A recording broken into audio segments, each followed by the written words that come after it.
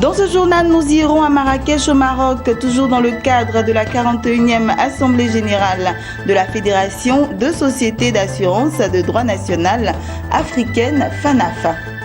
Et puis, la Banque africaine de développement BAD apporte un soutien de 71 milliards de francs CFA pour la transformation de l'agriculture ivoirienne. Les détails tout à l'heure. Et un mot de santé dans ce journal. Le GP20+, un nouveau remède pour la sinusite infantile. Bonsoir à tous, bienvenue au journal de Business 24 Africa. Commençons tout de suite par cet élément. À l'Assemblée Générale de la FANAF, les professionnels de l'industrie des assurances ont enrichi la réflexion sur la nécessité de couvrir les risques et catastrophes naturelles. Les pays africains font face aux conséquences du changement climatique. Quelle couverture d'assurance pour ce genre de risque? Une initiative fait son chemin sur le continent. Il s'agit de l'African Capacity Risks qui a été longuement présenté à Marrakech. Jean-Charles Sibaï et Soro Tchelina pour les détails. Inondations, sécheresse, actes de terrorisme, autant de risques courants sur le continent africain qui peinent à bénéficier d'une assurance. À Marrakech, la réflexion était au centre des assemblées générales de la FANAF.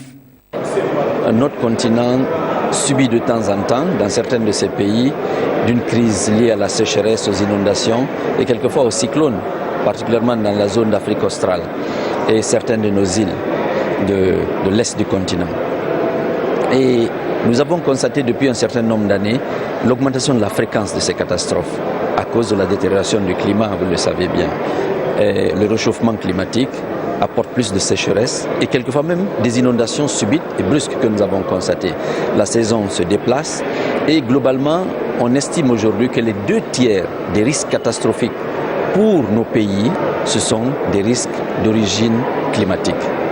Et quels sont les premiers qui subissent ces risques? Ce sont nos petits paysans, ce sont nos parents qui comptent sur la culture, sur l'agriculture et une agriculture qui compte sur la pluie. Donc vous comprenez très bien qu'ils ont un impact direct. La couverture des catastrophes naturelles et des risques, une initiative fait son chemin sur le continent africain, l'African Risk Capacity ARC. La réponse qu'on a jusqu'aujourd'hui, c'est laquelle? C'est la réponse humanitaire. Il y a un problème, on déclare la crise, on demande de l'aide financière. L'aide financière, malgré la bonne volonté de ceux qui nous aident, arrive 9 mois, 12 mois après. Pendant ce temps, les gens ont tout abandonné. Ils ont mangé leurs semences, ils ont vendu leurs outils et quelquefois ils ont immigré. Et donc, il fallait trouver une solution qui permette d'avoir la réponse au moment où il y a la crise. Et c'est ainsi que la mutuelle a été créée par les membres de l'Union africaine. Et cette mutuelle, elle-même, s'est créée une filiale, une compagnie d'assurance, en se disant que nous allons aider nos pays à être prêts, à se former, à se préparer et ensuite à pouvoir disposer de ressources financières nécessaires pour agir sur la base d'un plan qui est déjà là pour que la réponse soit efficace en cas de crise. Une rencontre est annoncée à Abidjan dans le mois de mars pour une plus grande mobilisation des décideurs publics sur cette problématique. Les 4 piliers de l'African Risk Capacity seront présentés: l'alerte précoce, la planification d'urgence, l'assurance et l'adaptation au changement climatique. La digitalisation est une révolution que les sociétés d'assurance ne doivent pas rater. Cette conviction a été unanimement partagée par les acteurs de l'assurance en conclave à Marrakech au Maroc dans le cadre de la 41e Assemblée Générale de la FANAF. Un panel sur comment réussir cette digitalisation de l'assurance africaine a sensibilisé sur l'impérieuse nécessité d'une réponse digitale aux besoins du marché. Restons toujours avec Jean-Charles Sibaï et Soro Tchelina. 3%, beaucoup moins dans plusieurs pays. Voici le taux de pénétration de l'assurance hormis l'Afrique du Sud. Un taux encore très faible, poussant les sociétés d'assurance à rechercher de nouveaux clients. À la question de savoir où les trouver, les animateurs de ce panel sont certains. On les retrouvera sur Internet et sur le mobile, et les chiffres l'attestent. Sur 1,2 milliard d'Africains, 362 millions sont des internautes. Le continent enregistre également 82% de taux de pénétration du mobile, voire 100% dans certains pays. On prévoit 600 millions d'abonnés d'ici à 2020. Le client, il est dans le mobile. J'ai toujours dit, le client, on est en train de chercher des clients. Vous voyez, par exemple, en Europe, et même, je pense, dans certains pays en Afrique, il y a des banquiers qui ferment des portes de leur agence pour aller investir dans le digital. Orange a, je pense, beaucoup plus de 28 millions de clients. Et donc, elle s'est mise en fait dans le digital. Elle va créer sa banque digitale.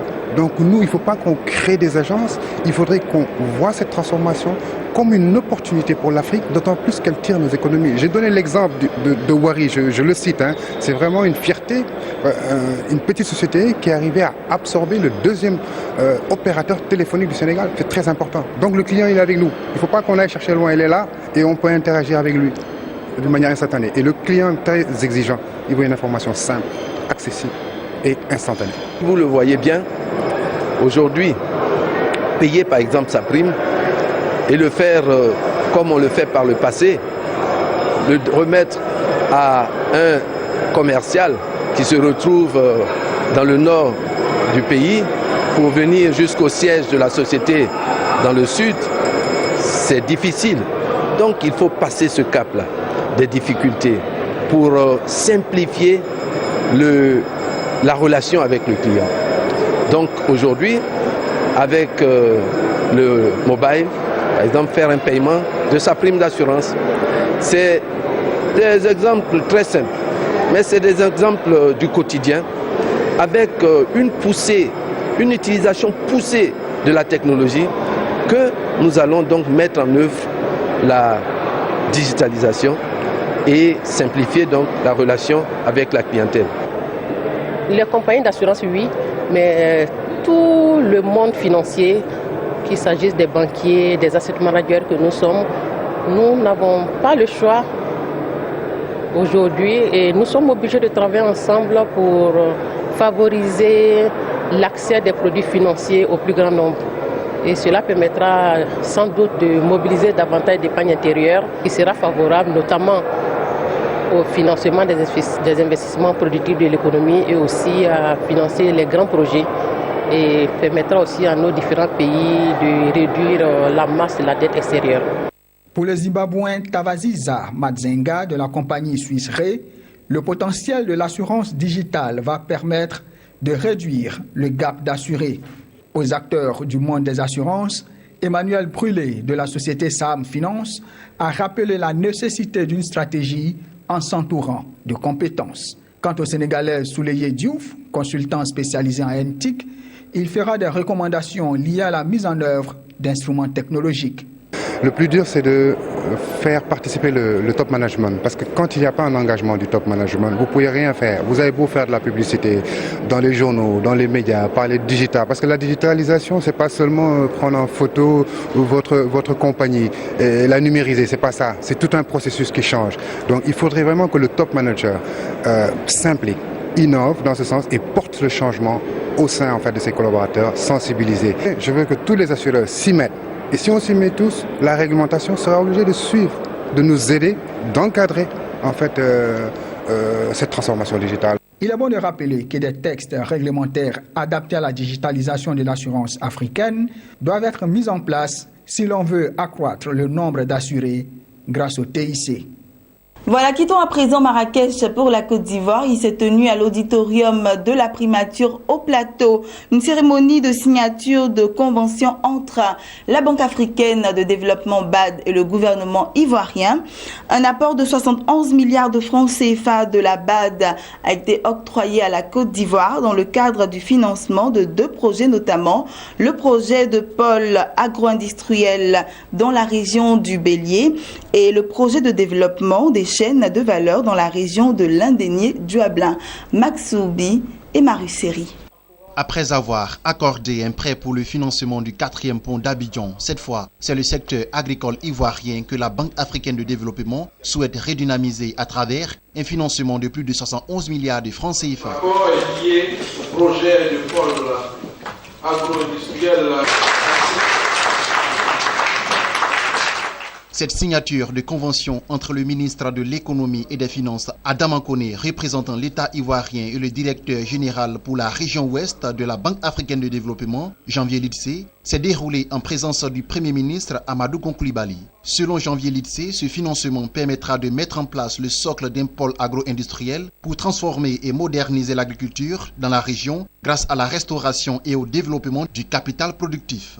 Il s'agit de relancer l'agriculture autour des chaînes de valeur porteuses, riz, maïs, manioc et légumes, en privilégiant l'approche intégrée afin de solutionner un bon nombre d'entraves au développement du secteur agricole et agro-industriel.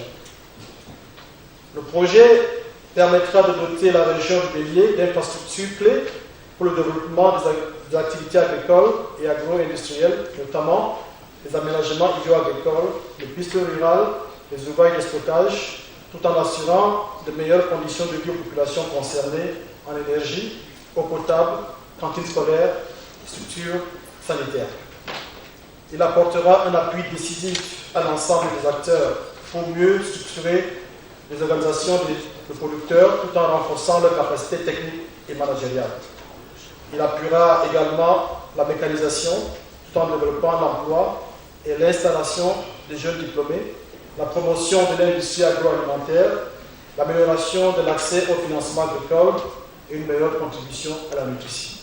Quant au Premier ministre, il a affirmé l'engagement du gouvernement à assurer toutes les diligences pour la mise en œuvre de ces projets porteurs de croissance et qui mettent l'accent sur la sécurité alimentaire. Ces deux projets de haute portée économique et sociale s'inscrivent dans le cadre de la mise en œuvre du programme national d'investissement agricole. Il s'agira d'adresser de façon spécifique et intégrée les questions de production, avec maîtrise totale de l'eau, de la mécanisation agricole, de la formation professionnelle, de la commercialisation et de la valorisation des produits agricoles sur place. Je voudrais à ce stade de mes propos adresser au groupe de la Banque africaine de développement toute la reconnaissance du gouvernement ivoirien pour cette contribution importante à la lutte contre la pauvreté à travers la modernisation et le développement du secteur agricole. Ce vaste projet qui inclut la construction et la réhabilitation des infrastructures va créer 19 000 emplois permanents et aider 107 000 personnes. Son lancement est prévu pour mars 2017. Un mot de santé dans ce journal. Le centre de naturothérapie spécialisé en sinusite a tenu un point de presse ce mercredi. Objectif, présenter son nouveau traitement GP20+, une formule améliorée du GP20, groupe de plantes aux 20 vertus. La nouvelle formule GP20+, selon les responsables du centre, est la solution aux effets néfastes de la sinusite chez l'enfant. Sandrine Bamba, Marius Seri. Le GP20+, le tout nouveau remède contre la sinusite. C'est la formule améliorée du GP20, un groupe de plantes aux 20 vertus. Il a été présenté ce mercredi à la presse ivoirienne. Le centre de naturothérapie spécialisé dans le traitement de la sinusite, CNS Sinusite, qui a donné ce point de presse, avait mis au point en 2004 le GP20 comme solution nasale pour guérir les patients de la sinusite. Cette inflammation des muqueuses d'un ou plusieurs sinus de la face et du crâne, qui a entre autres pour cause la pollution atmosphérique, l'hiver, la poussière ou encore l'armatan, touche aussi bien les adultes que les enfants. Ce remède GP20 contient des propriétés qui permettent de ramollir la glaire contenue dans les cavités sinusiennes et facilite le drainage de cette dernière hors de ces cavités. Un traitement qui épargne les patients de la ponction, de la fumigation ou encore de l'intervention chirurgicale. Bien qu'efficace, le GP20 ne pouvait qu'être administré aux enfants âgés de 12 ans et plus. Aujourd'hui, Dr Bini Kwaku, PCA du CNS Sinusite, a élaboré le GP20+, un traitement admissible chez les moins âgés. Aujourd'hui, ce qui fait l'actualité au niveau du centre, c'est la découverte avec des éléments qui font en sorte que nous pouvons traiter les enfants et même les bébés. Mais nous allons mettre l'accent sur les enfants à partir de 7 ans.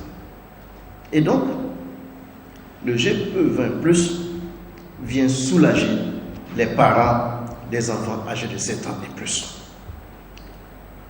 Conçu à partir des plantes et des minéraux, cette solution nasale est indolore et appropriée pour le lavage du nez.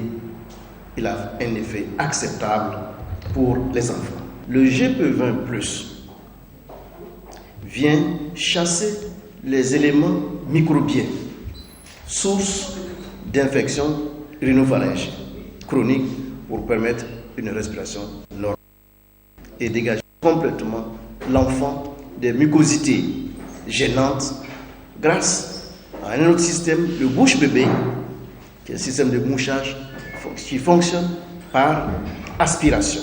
Ce point de presse de présentation du GP20+, a été l'occasion pour le premier responsable du CNS Unizit d'exposer les ambitions du centre, mais aussi de lancer un appel aux autorités ivoiriennes.